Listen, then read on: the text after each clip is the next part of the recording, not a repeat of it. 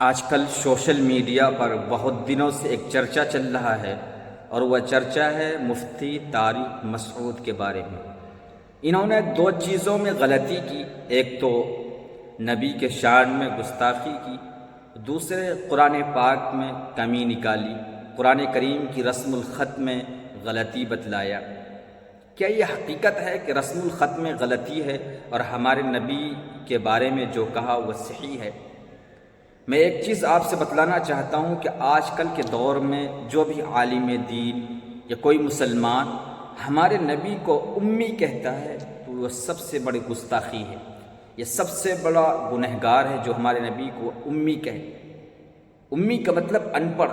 ہمارے نبی کو جو چاہے لوگ آ کر کہتے ہیں کہ ہمارے نبی ان پڑھ تھے، امی تھے، لیکن اللہ نے اور ہمارے نبی نے جو آپ کو امی کہا وہ کس اعتبار سے کہا؟ ہم نے کبھی سمجھا ہی نہیں۔ ہمارے نبی کو امی کہنے کا مطلب یہ ہے کہ ہمارے نبی نے دنیا کے اعتبار سے تعلیم حاصل نہیں کی تھی، ہمارے نبی نے کسی انسان یا جنات سے علم دین نہیں سیکھا، اس لیے اس اعتبار سے ہمارے نبی کو امی کہا گیا۔ لیکن ہمارے نبی نے تو تعلیم حاصل کی ہے، ہمارے نبی نے تو پڑھنا لکھنا سیکھا ہے، اور وہ سیکھا ہے جبرائیل اور اللہ سے۔ ہمارے نبی کا استاد اللہ اور جبرائیل ہے۔ اگر ہمارے نبی کا استاد دنیا کے اعتبار سے کوئی ہوتا تو نعوذ باللہ یہ بتلائے کیا ہمارے نبی بڑا ہوتا یا ہمارے نبی سے بڑھ کر وہ ہوتا جس سے ہمارے نبی نے تعلیم حاصل کی؟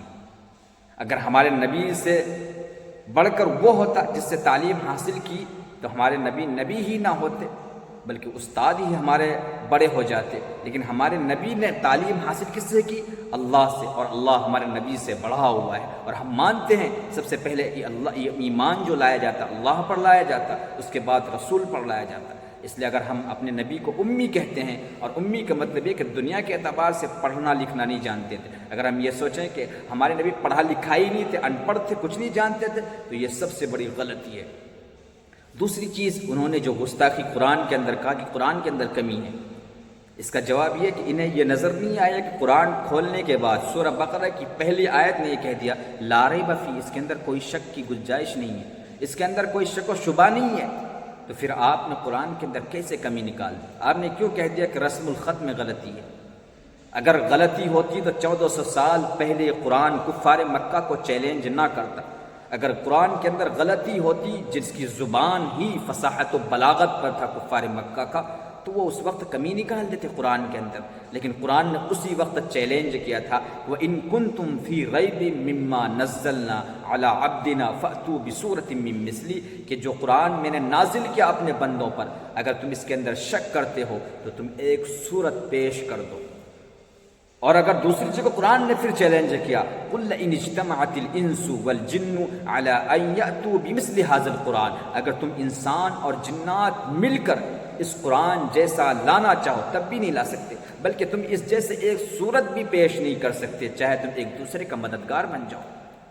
اور جو آج کہا کہ قرآن کے اندر کمی، اس وقت کفار مکہ بھی کفار مکہ بھی بتلایا کرتا تھا کہ یہ جو نبی جو قرآن لائے ہیں یہ اپنی طرف سے لائے ہیں، گھڑ کر لائے ہیں، منمانی کر کے لائے ہیں۔ تو اس وقت ابھی کفار مکہ کا یہی کہنا تھا ام یقولوا نفترا قل فأتوا بعشر سور مثلی، تو اس وقت قرآن نے کہا اگر تمہیں یہ لگتا ہے کہ یہ قرآن گھڑا ہوا ہے، یہ قرآن محمد نے لایا ہے، تو تم 10 صورتیں پیش کر دو۔ اگر تم 10 صورتیں پیش نہیں کر سکتے کم سے کم ایک آیت ہی لے آؤ۔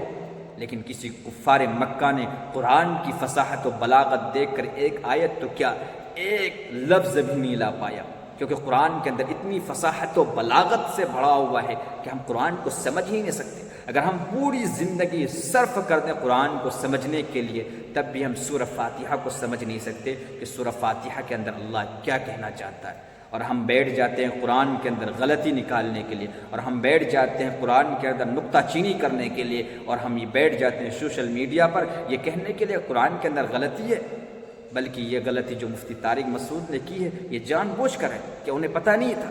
کیا ان کے سامنے یہ سب آیتیں نہیں گزری جو ہم نے آپ کے سامنے تلاوت کی؟ گزری ہوگی، لیکن پھر بھی قرآن کے اندر کمی نکالنا یہ جان بوجھ کر ہے۔ اس لیے اگر انہوں نے اللہ سے توبہ کر لی ہے، اسے چاہیے کہ سچے اور پکے دل سے اللہ سے توبہ کرے اور لوگوں سے سچے اور پکے دل سے معافی